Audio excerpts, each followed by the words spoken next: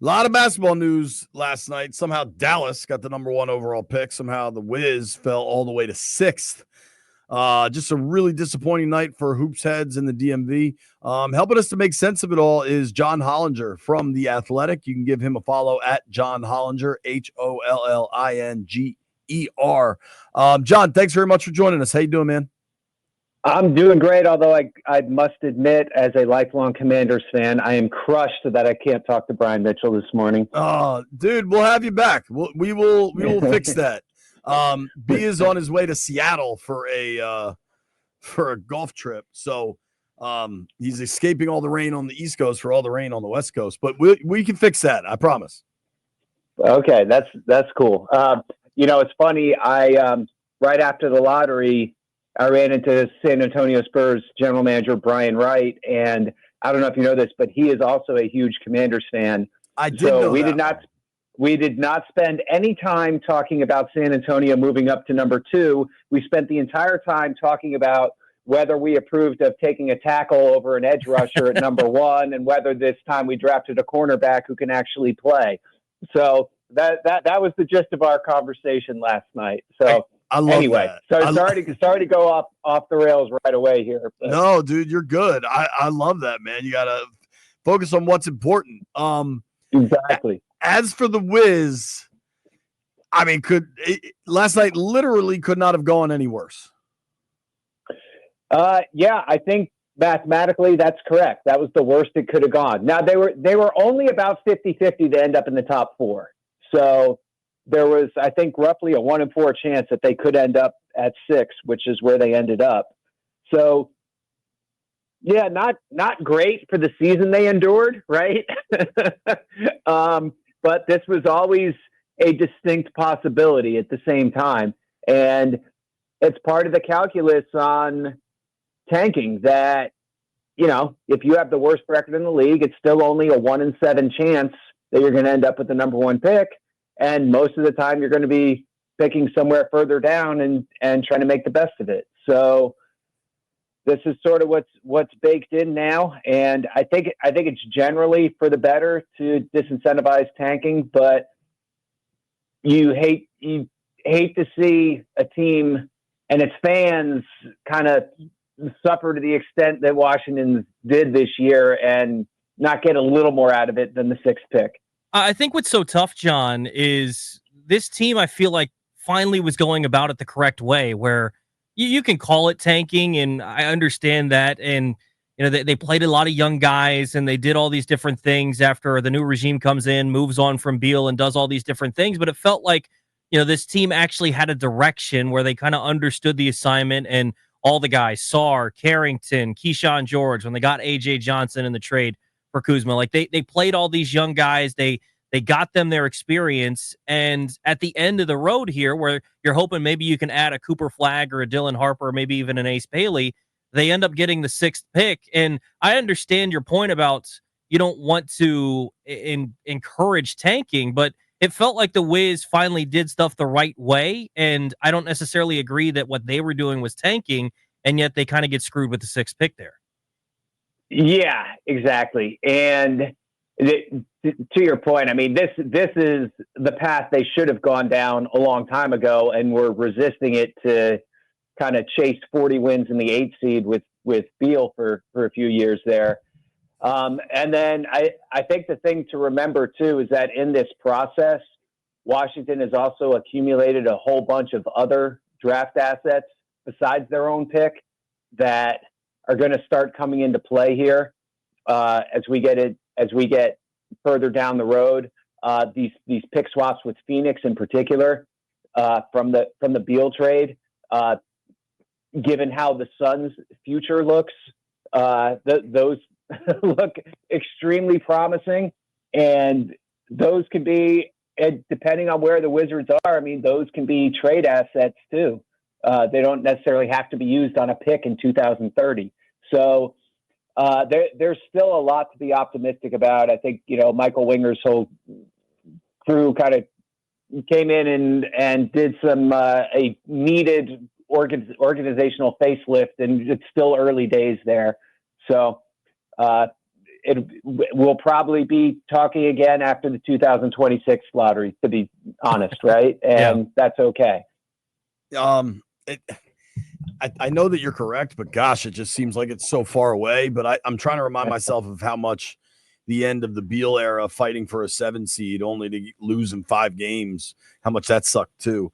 That was like the high water mark. Right. We are on the Rude Guest Hotline talking with John Hollinger. Rude makes the most reliable HVAC products in the DMV. John, I mean, you worked for the Grizzlies at a really high level. Like, you know the NBA inside and out. What do you say to the claims? Listen, I am not a conspiracy theorist, but it's really hard to ignore Dallas traded away Luka in secret, and then 3 months later they get the number 1 overall pick. Yeah, I mean that. I don't really see those two as connected, I guess. Like, I don't know. But if I was the league, if I was going to be rigging things for the league, I wouldn't be like, oh, let's give these idiots another chance. You know? Yeah. It's in the league's interest to not have the Southwest Division win the lottery every single year. Like, they probably would have really liked to see Washington or Charlotte win this and balance out the conferences a little. So to me, it was like the opposite of what you would have expected if things were rigged. All right, but the one problem with the NBA, including its television partners, ESPN, Turner, like, they're all going hard on this. The perception is awful. And I can totally understand where you're coming from as somebody that worked in the league and understands it on like a entirely more granular level. But like, the perception of this is awful for a league that has what's so crazy about the NBA is the playoffs are so magnificent and their regular season product is so broken, and like, it just continues like negative conversations surrounding the NBA, at least domestically. Yeah, I mean, they have people in the room every year, reporters and whatnot. Like, I don't know what more they could do to be more open about the fact that it would be basically impossible to do, I guess, what some people think that might happen with the lottery. So I don't know what to say about that part. I mean, to their credit, they have done some things to change, like, because so my second to last year with the Grizzlies was 2018, where it was a loaded draft, right? It was, Luka, Jaren Jackson ended up, Trae Young, Shai Gilgeous-Alexander, Ayton ended up being the number 1 pick. We all thought he was going to be awesome. He ended up not being quite as good as we thought. But so everyone was, shall we say, positioning themselves for that draft. And that was when, if you had the worst record, you had a 25% chance of getting number 1. And the efforts to position teams for that draft was definitely more egregious than anything we've seen since then, since they modified it.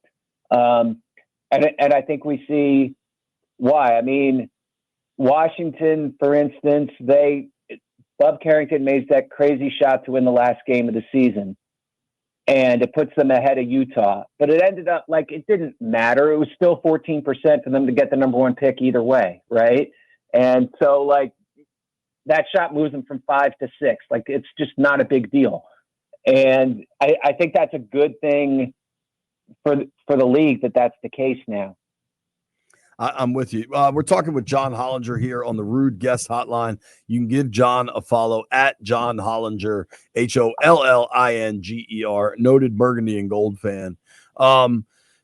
Let's switch from, I think, like, what is probably unintelligent yet pissed off discourse surrounding the riggedness of the lottery to I have really enjoyed watching the Knicks beat the Celtics. Boston just seems one of these teams that has so much success that they seem like slightly disinterested or something. I don't know how best to describe it, but obviously last night everything changes with the Tatum industry. The Tatum injury, rather. What do we know, and what's Boston's path going forward? Well, so they're doing an MRI today. I haven't seen any news yet. I think the expectation, unfortunately, is that he probably hurt his Achilles. We've all seen Achilles injuries and what they look like and how players react. And this is, follows the exact kind of framework of that, in which case, I mean, that's a year injury. And so that changes a ton of things for Boston. I mean, they have this crazy expensive roster already that they were already looking at, where they might have to cut next year just to avoid the repeater tax and the second apron penalties. And I think that's only going to be more imperative if they're looking at not having Tatum next year anyway. There's Al Horford is another question now. I mean, he's 38 or 39. His contract's expiring. Is tomorrow his last game? Like, you can't rule that out, right? Like, he just decides to walk away, or if he decides to go somewhere else next year. Right. So there's a lot that's suddenly in play in Boston for their future, where, when you woke up yesterday morning, you're thinking they had this half-decade window with the two Jays, and man, one injury changes your fortunes in basketball pretty quickly. So it's pretty devastating to watch. He was playing so great in that game too. Even as the Celtics themselves were struggling with New York, I've been kind of shocked by that, because they owned the Knicks in the regular season the 4 times they played them. But hat tip to Karl Towns, especially, who I think has held up a lot better defensively in these playoffs than anyone expected. And New York is now, I mean, if you look at a New York-Indiana series now, be a repeat of them playing a year ago, and a very interesting series to determine who gets a spot in the finals. I mean, you mentioned Indiana there. How shocked are you by how that series has gone? Is it more of what Indiana has done in the series, or is it the Cavaliers have not been able to play like they had all season long, because they looked so impressive this year, and now they're down 3-1? Yeah, I mean, there's definitely some injury issues with Cleveland that impacted that. Garland didn't play the first 2 games. Mobley didn't play game 2. Hunter didn't play game 2. Donovan Mitchell played game 4, did not look like himself at all, even before he went out at halftime. So that part has been troubling. But the other part is that Indiana got off to a very slow start this year, but they've been gangbusters since the midpoint of the season. So I think they profiled as tougher than a typical 4 seed that you might face. And that's been a factor in it too. Because, game 4, especially, obviously, they just came out and killed them. They play, and part of that was Cleveland was sluggish or whatever, but Indiana played so well. I mean, I just don't know who was beating that Pacer team on that night the way they played. Yeah, the Pacers have been great, and who knows? I mean, at this point, maybe the Knicks win the damn title. I don't know, but it feels like to me the title winners coming out of Thunder Nuggets out of that series. Obviously, I think they played tonight. What do you think of that matchup, and who do you think gets out of there? I agree with you. I think Thunder Nuggets winner would have the advantage. They'd have home court over Minnesota next round, if it's Minnesota that advances, which I think it probably will be. And I think Oklahoma City, basically, this is working out almost like Boston the year before and Denver the year before that, where the bracket just kind of is falling away. And all the teams that really matched up and could have maybe given them a series are gone by the time they get to that round. That, like, this could end up just being a really soft, easy run for them, depending. I think fatigue is starting to catch up to the Nuggets. They played a 7-game series last round. They had 1 day off before game 1 of this series. It's just been every other day since then. They're playing all their starters 40 minutes every game. The Thunder play very fast. I think this could be a very challenging game 5, let's say, for Denver. So I would give Oklahoma City the advantage, even though Denver has done some things in this series that I think are a little bit of a roadmap defensively for the teams that the Thunder will face in the next round, into how to limit the Thunder from running and really jam up some of the things they like to do in the half court at the same time, and just make them totally dependent on Shea for all their offense. So it'll be interesting to see how other teams can apply that against them. But on paper, I mean, the Thunder is the best team. They were the best team all year, and they have a pretty easy bracket now. So if they can just take care of business at home tonight, I think it's advantage Thunder the rest of the way. Real quick, John, circling back where we started, looking at the NBA draft for the Wizards, I think the consensus is saying Flag will go 1, Harper probably goes 2. It looks like you're lower from your rankings on Ace Bailey, but it seems like he's probably going to go 3 or 4. Edgecombe probably goes somewhere in that range as well. Outside of those guys, what do you think is the best option, or who do you think some of the guys are that the Wizards could target at 6 now? So I would say 2 guys for them would be Con Knippel from Duke, who is I would describe him as, like, I think there's this negative viewpoint where Wizards fans are going to be like, oh, he's just Corey Kispert. And I think he actually has a lot more juice than Kispert, just in terms of being a guy who can make plays off the dribble, get all the way to the rim, defend his position. I think he's a really good player. The other guy I think they're probably going to end up looking at is Jeremiah Fears from Oklahoma, who is a pick and roll point guard, very good handle, can get downhill, get to the rim, had a pretty strong freshman year. He's a little small. The shooting's a little suspect. There's some overlap there with Poole, but I don't think you can make draft decisions if you're the Wizards based on Jordan Poole, right? He's not that level of building block, right? So yeah, I think Fears is another guy to definitely watch for the Wizards. What, John, just in your best estimate as a guy that did this for the Grizz, like, when should Washington be competitive again? So here's the thing that's tough with the rebuild, is that you don't know, because the thing that drives everything else is getting somebody who's good enough to be the best player on a good team. And until you have that, you're rebuilding. And so it could have been this year, right? If they ended up number 1. But I think that's what makes it a little unknowable, is until you have that guy, like, you haven't really started yet.